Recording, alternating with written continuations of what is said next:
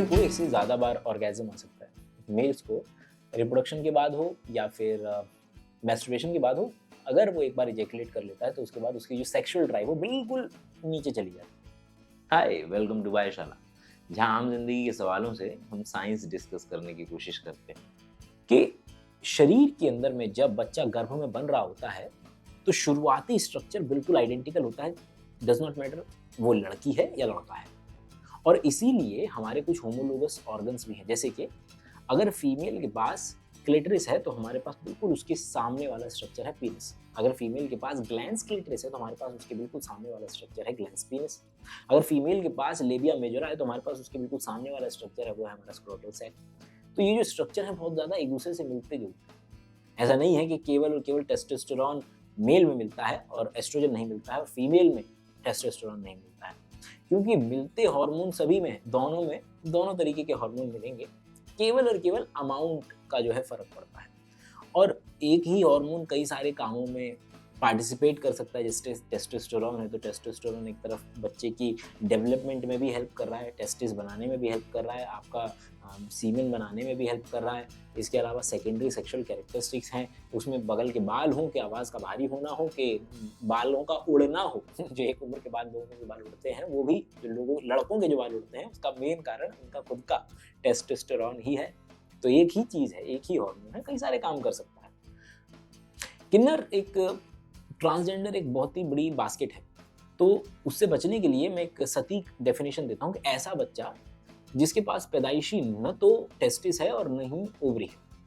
इसके बावजूद जब ये बच्चा 15 साल का होगा, 18 साल का होगा, इसके पास सेकेंडरी सेक्सुअल कैरेक्टरिस्टिक्स आएंगे, इसके थोड़े मेमोरी ग्लैंड डेवलप हो सकते हैं, शोल्डर ब्रॉड हो सकते हैं, फेशियल हेयर आ सकता है। तो ये जब ओवरी और टेस्टोस्टेरोन और एस्ट्रोजन बनाने वाली कोई चीज़ है ही नहीं, तो फिर इसके पास ये चीज़ें आ कहाँ से रही हैं? क्योंकि हमारे शरीर के अंदर में हमारा एड्रिनल ग्लैंड, हमारा लिवर और भी ऐसे ऑर्गन्स हैं जो कि टेस्टोस्टेरोन और एस्ट्रोजन वगैरह बना सकते हैं।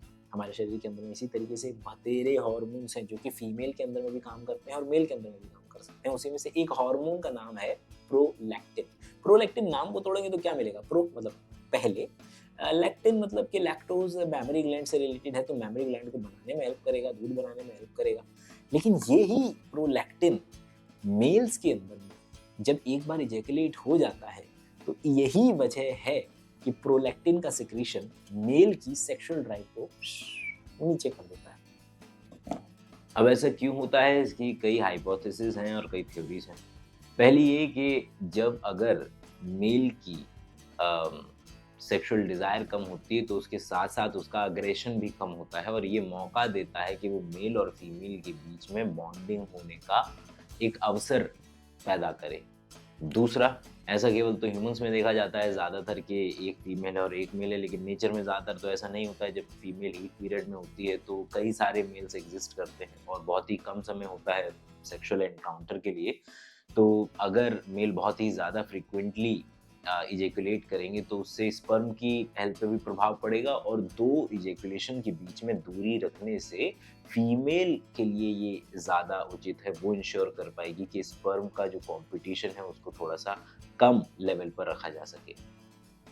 हार्मोन्स शरीर के अंदर में अगर ज़्यादा बने या कम बने तो उनका प्रभाव तो शरीर पे होता ही है। उसी तरीके से मेल्स के अंदर में अगर प्रोलैक्टिन ज़्यादा बनने लग जाए तो मेल्स के मेमोरी ग्लैंड से भी दूध आ सकता है। आप मेरे से पढ़ना चाहते हैं, आपके पास दो ऑप्शन हैं, ऑनलाइन या ऑफलाइन।